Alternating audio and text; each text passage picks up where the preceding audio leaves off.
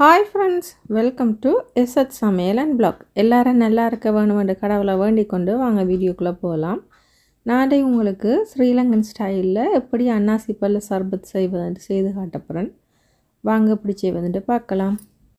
சர்பத் செய்கிறதுக்கு எங்களுக்கு sugar syrup தேவை. அதுக்காக அரை கப் தண்ணிக்கு அரை கப் சுகர் ஆட் பண்ணி சுகர் சிரப் ரெடி பண்ண போகிறேன். உங்கள்கிட்ட ஆல்ரெடி ரெடிமேடில் சுகர் சிரப் இருந்துச்சுன்னு சொன்னால் அதை விட்டு கூட செய்யலாம். நான் இல்லாத வடிவாக உடனே செய்து எடுக்க போகிறேன். சீனி கம்பி பதம் எதுவுமே தேவையில்லை. நல்லா கரைஞ்சி நல்லா ஒரு கொதி 2 கொதி கொதித்து வந்தால் சுகர் சிரப் ரெடி. இப்போ பாருங்க சுகர் சிரப் ரெடி ஆகிட்டு இந்த டைமில் ஃபுட் கலர் ஜெல்லோ கலர் ஆட் பண்ணுறேன். உங்களுக்கு எந்த கலர் தேவையோ அதுக்கேற்ற மாதிரி நீங்கள் கலர் ஆட் பண்ணிக்கொள்ளலாம். நான் பைனாப்பிள் சர்பத்துன்ற வடிவாக ஜெல்லோ கலரே ஆட் பண்ணுறேன்.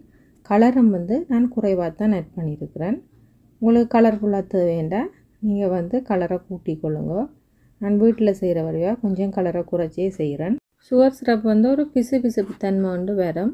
அந்த ஸ்டேஜிலே நான் அடுப்பு ஆஃப் பண்ணிட்டேன். இது கட்டியாகாமல் இருக்கிறதுக்காக கொஞ்சமாக தேசி புளியை ஆட் பண்ணுறேன். ஆட் பண்ணிவிட்டு இதை நல்லா ஆற விடுவோம்.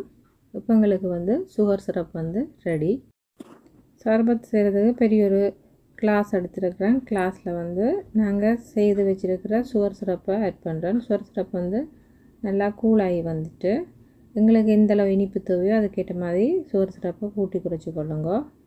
இப்போ ஒரு 4-5 ஐஸ் க்யூப் ஆட் பண்ணுறேன். அன்னாசி பழத்தை நல்லா சின்ன துண்டுகளாக கட் பண்ணி எடுத்துருக்கிறேன்.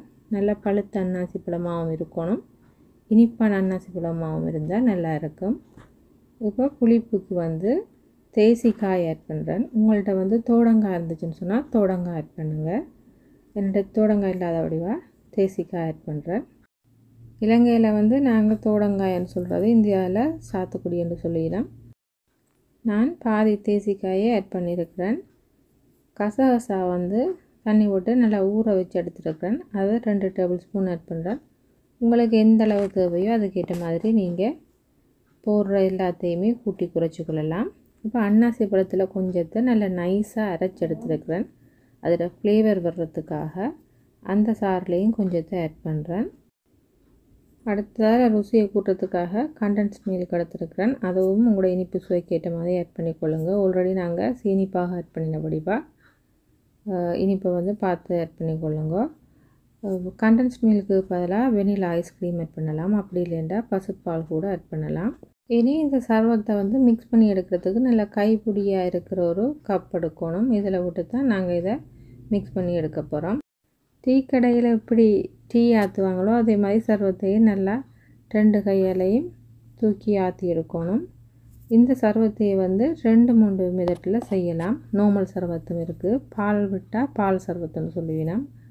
மற்றது நாங்கள் கண்டென்ஸ் மில்க் போடுற வடிவாக இது கொஞ்சம் ரிச்சாகவும் இருக்கும், டேஸ்ட்டும் அதிகமாக இருக்கும்.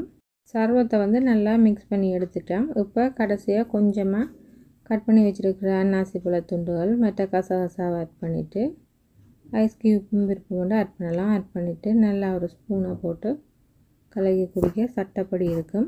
காசு கொடுத்து அதிகமாக கடையில் வாங்குறத விட வீட்டிலேயே ஹெல்த்தியாக நாங்கள் செஞ்சு குடிக்கலாம்.